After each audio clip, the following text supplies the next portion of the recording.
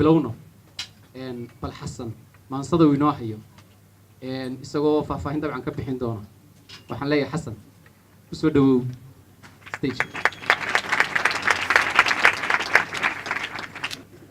السلام عليكم ورحمة الله وبركاته. قيمة كوينو يسين لهايدين ما جرتو انتا سو قفو يسو هر فريستي waxaan filayaa inaad iga mudantihiin inta qof bini aadana ikraameeyo ee la sharfo ee la weyneeyo ee la soo dhaweeyo waxaan leeyahay waa ku mahadsantiin mar iyo laba iyo saddex maasada waxaa la yidhaha xeer ku dirir waxay ka hadlaysaa guud ahaan doorashada waxaana la hadlaysaa doortaha iyo la doortaha xaaladaha isdul barkan iyo mashquulka isdul huwan ee qabyaaladdu ay saamaynta lagu yeelo ayay ka hadlaysaa intaanan maansada u gelin dad iyo dal baynu nahay haysta nabad taama balse cadaaladda iyo ku dhaqanka sharciga aan mooddo inuu qalooc kaga jiro waxaad mooddaa inay naga burburtay midnimadeennii iyo wax wada lahaanshaheennii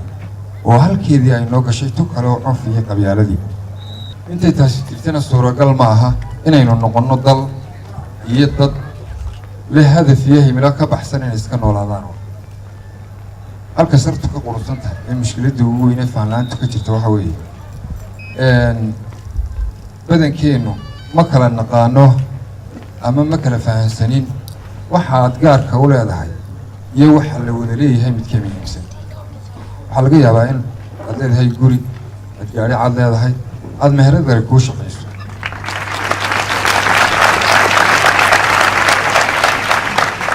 haddana ahmiyadda aad meheradaada iyo waxaad gaarka u leedahay aad siiso ma siisid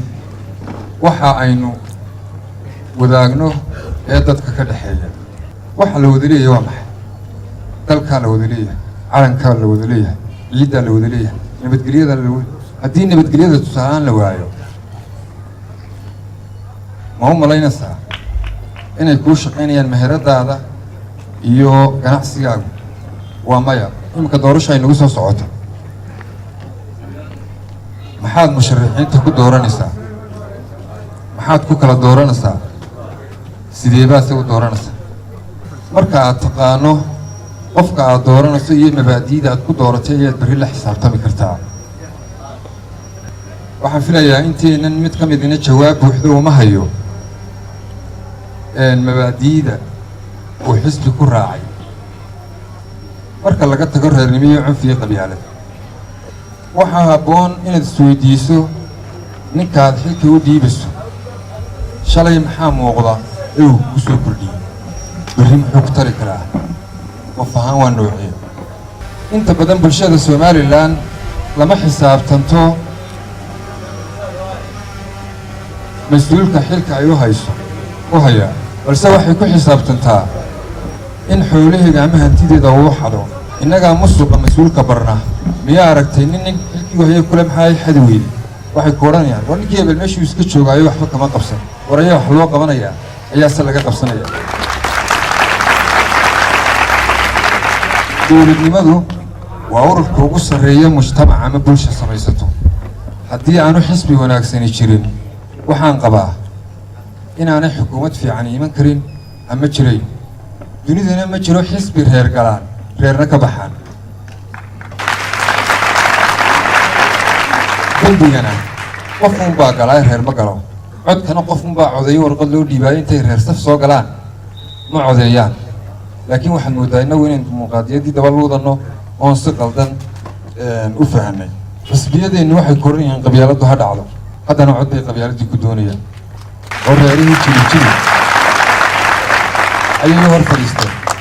markaa musharax ma waxaad soo dhisi dowlad 500 oo wasiir ka kooban oo jilib kastaa ka muuqdo mise sida buugaag ku qoran dowladii tayo leh oo tirayar maxaynu u baahannahay bulsho ahaan ummad ahaan maxaynu u baahannahay waxaynu u baahannahay inaan danteena u midowno oo aan ka midowno nin wax doonayo ina yeesha oo maskaxdeena maamusha xukuumaddu intii tamarteeda ha qabato laakiin dalku wuxuu u baahan yahay horumar dhinac walba leh. Hargeysa biyo u baahan tahay, laascaanood in biyo macaan loo soo saaro u baahan tahay, ardayda jaamacadda camuud ka soo baxay in shaqo abuur loo sameeyay u baahan yihiin, berberi leer jaban bay u baahan tahay. haddaba xisbina reer baa nagu soo biiray mooyaane miyay aragteen xisbi baahiyaha si hufan oo cad uga hadlaya? haddii ay jirtana tusaale ahaan caasimadda Hargeysa waqtiga ay biyo helayso dhammaantood buugtooda waa ku qoran tahay, laakiin miyaa la inoo sheegay waqtiga Hargeysa biyo helayso waa may? horta miyaynu isla diidanahay halkii maqaalkii Maxamed Salaabaane inaynu indho qabyaaladaysan wax ku aragno laga reeraysanna wax ku maqallo? wax filayn jawaabtu inay tahay maya. aafadan balwadda ay naga noqotay qabyaaladda kuma tirtiri karno. wareegta madaxtooyada ka soo baxday iyo xisbi qabyaaladdu ha dhacday ku ololeeyay waxay ku baabi'i kartaa aqoon iyo xadaarad iyo isbeddel dhaqaalo dalkan iyo dadkan ka hirgala shirkado, iyo haddii ay bulshada yimaadaan way baabi'i kartaa. maansada haddaanu imaado xeer ku dirir, magaca ujeeddada aan ugu bixiyey xeer ku dirir, waxaad moodaa in wax kastoo nolosha si kale aan u fahanay. waxyaabaha ugu weyn ee naga qaldani waa xeerasha, waa shuruucda, waa waxaad xaq u leedahay iyo waxa xaq lagugu leeyahay. haddaad muwaadin tahay waxbaa xaq lagugu leeyahay oo dalkaaga iyo dadkaaga xaq kugu leeyahay oo dowladdaada kugu leedahay, waxna xaq baad u leedahay. war adduunyadu kama hadasho waxaynu ka hadalnaa kursi iyo hebel ha qabsado, iishii baa laga hadlaa, waxaa laga hadlaa dhaaman, waddooyin baa laga hadlaa. innaga hawlahaasi inooma qorshaysana. sidaa darteed waxay leedahay cidna weli ma dadafayn, suugaanna kuma durin, mana yihiin in deelqaaf hadalladu ka duulaan. weli xaajo dalabliya wax damiirku qansado aanoo daah ka rogi karaa, marna dhaaya kama dadan, cidna libin dalqiya iyo guul dulsaare kuma ledhin. waa diirad maansadu lagu turso dadweynaha wixii daahanaya qalab, mana lihin dangaaree iga daacadee dhugo. haddaan dibudhacaad iyo guushaada doorka ah mid weliba duwaan culus maalmuhu ku daabicin, taariikhda duugii duraad kaaga noqon marag, dhacda kaaga tegin deris gurcu dama ma dhaantide wax ka bara duruufaha. deris maalmihii tegey dimiyeegu waayaha wax ku dawro maa. iminka waddamada haddaad tagto Egypt iyo ama Turki oo tagsila raacdo ku arkana cusubtahay ku wareejinaya isagoo tagsimidka daaranayo halka geyn kara, laakiin qaladkiisa haddaad ku qabato lagama yaabo inuu mar dambe kugula soo noqdo. beertii awowga ay adeerkaa isku dileen ayuuna adeerkaa kugu qabsanaya, waayo waxba kama barano duruufaha. marka arrinta dahamiya xaajo daran la weligeed daman lagu gorfeeyey xeerbeegtii daran iyo duqay loo xishaa jiray, waxa dhacadda weyn jiray, nin kastoo dakana gala dabar celinayaa jiray, wax kastoo isdiidala xal dabiime baa jiray, hadduu xaalku dacar iyo deebaa qaraadhiya hoos baa lagu degi jiray. maanta waa isdabayaa away kala dambayntii. daacaddii rusheegii waa laga dulguuro, dadku waxay wax ka arkaan dibnihii hunguriga. waa dee su-aalahe damiirkii maxaa helay? inta dufanku mood yahay, dheemaalku deeq yahay, culimmadu danley tahay, oday dhaqan dilaal yahay, koofiyadaha demis kale wax ku doono laga wado, noloshuna dirsooc tahay, dabaqada bulshadu tahay, reernimo danguu tahay, qarannimo daldalan tahay, xilku duudsi dhara yahay, garashoyo yaa daran. dulnimada intuu weli la dulmano ka mudan yahay, eexdiiyo ku-digashadu intay darajo leedahay, daacadnima ma suug tahay cadliyow lagu dagan. inta weli la door bido in qabyaalad lagu dago dalka ruux haagi karaa, oo ruux la daba wado dana gaara laga rabo musuqow lagu dira. wase duniya xaalkeed xagaldaacsanaantu iyo haldoorkii maxaa helay? horta mee diljarihii xumadiid ha joogay in dheergari docdiisii aad mudad ka soo galay. warbaahinta in badan waxaan ku arkaa in la yaadaa laba eray. waxaa lagu odhanayaa labeentii ree hebel oo xisbi hebel ku biirtay, haldoorkii ree hebel. war labeenta ummaddu ka weyn wax maqsan lagu xaraayo. ninka nabadda dayn ku leh ee dariir ka baaqsaday ha u sheegay dunidee, qof dastuurka magansaday sharcigana dabiibiday, oon xeer dufaacayn awoodaha dulsaarka ah maxaa uga damiin noqon? mar haddii rag doorshaan guldaabka haystaan jirta meeshay doonaan, ama maal ka dooxaan malaayiin dhamqaysoo deedna uheyti iyaguna ku doogaan. waxaynu ka guurnay habeeleedkii, waxaynu xisbiya noqonnay, qabiil baynu duurnay maxaa dacali noo suray, xisbi baynu dirannay maxaa duqay noo xidhay, dowlad baynu aragnay maxay daw u leedahay, dimuqraadinimada iyo ismagala dursoociyo dabarkeedu waa maxay? sharcigiiyo dastuurkiiyo xaal mastuurka dabayaal midkeebaa danteenna ah doortahan la doortaha reernimo ku doorbiday dalkan aayihiisiyo qarankuu ku duulee berriyuu dardaar weyn goormuu nin damcalihi daacadnimo ka faanaa runta dacal ka dhaafaa xaqiiqada ka diiraa goormuu dadweynaha u timaa durbaanada hadhow lagu dagayo duudsiyuu ka kow yahay waa dood su-aalaha qofay baahidirasa wax ma dooran karaya dad qabiiluu din yahay ma ku diirsadaa qaran shacab kala dareen iyo midnimada ma doonaan odayaal la dirayaa xaq miyay ku doodaan misna may ku durayaan qolo ma ugu diranta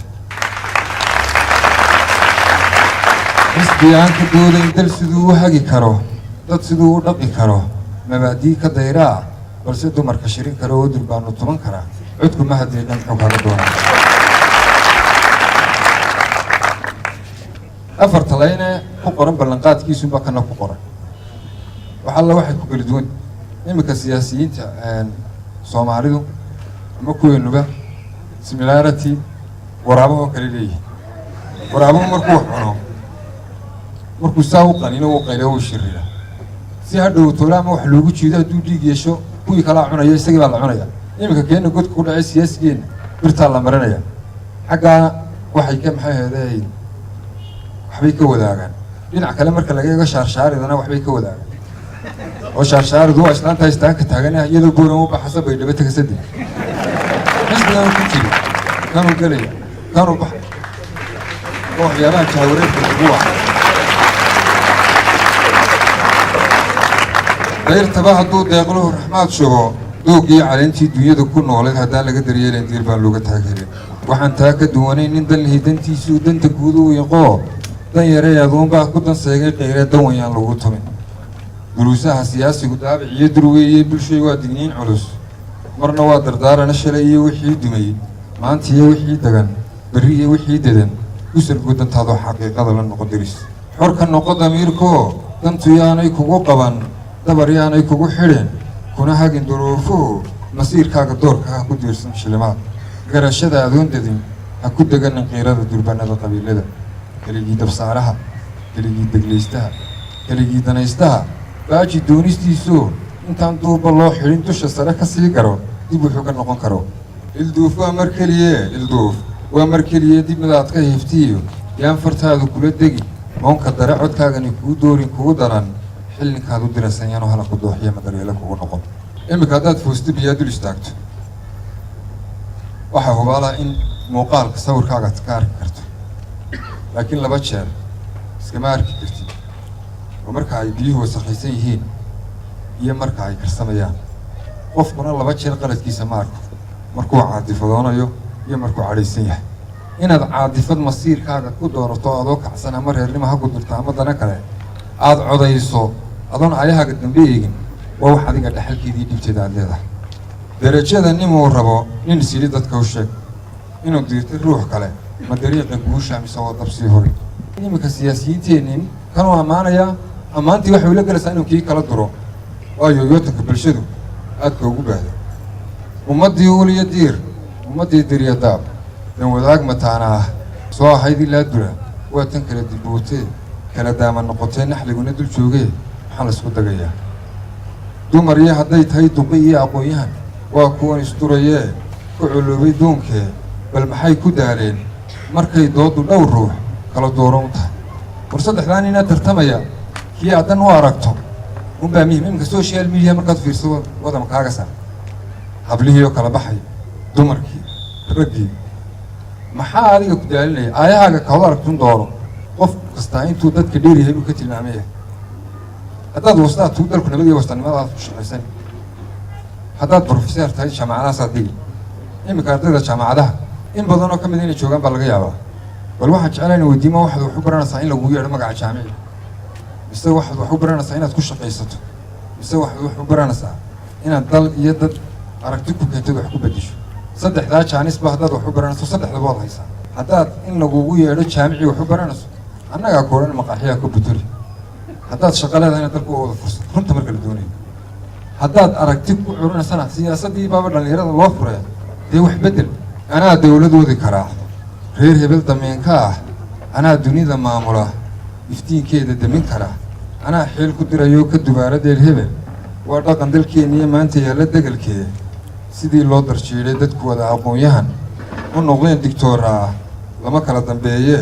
wuxuu daalinkii yidhi dulmi soconayaan ahay dembi guurayaan ahay damac qaawan baan ahay dayro magaca baan ahay ceebkama durkaan ahay bulsho kala dilaan ahay dadka kala guraan ahay ismaduuriyaan ahay duraad mooganaan ahay kiisuundayaan ahay ninka lagu dagtaan ahay intaas iyo in dadan iyo siyaasiga dalkaan ahay dadna weli imuu baran inta daafacaysa iyo danyartiiyo saboolkiiyo waxay daacaddii tigdag haddaad is leedahay kala dira is leedahay kala didi is leedahay kala daadi leedahay bulshadani dulyo hoosta markaa yar dagan tahay markaa yar dilan tahay eed moodo diran tahay fahankeedu dadan yahay ayay ugu dhumucan tahay guushana la dirishtahay duufaanka roobkiiyo marka ay dabayluhu diiqad culis waxgeliyaan badda looga dibad baxo darallay ku dhaaftaa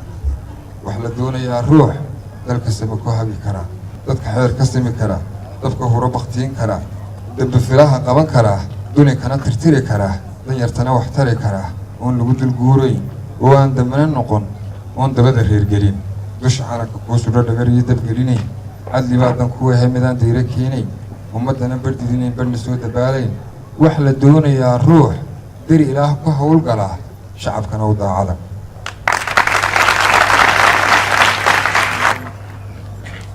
imika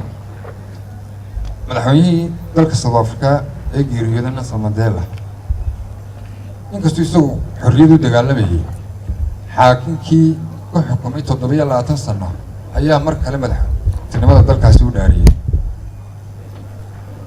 waxa uu inoo argoosto iyo waxa kala weynayd in dadkiisu ay ku noolaadaan cadaalad iyo sinaan ay dad siman ahaadaan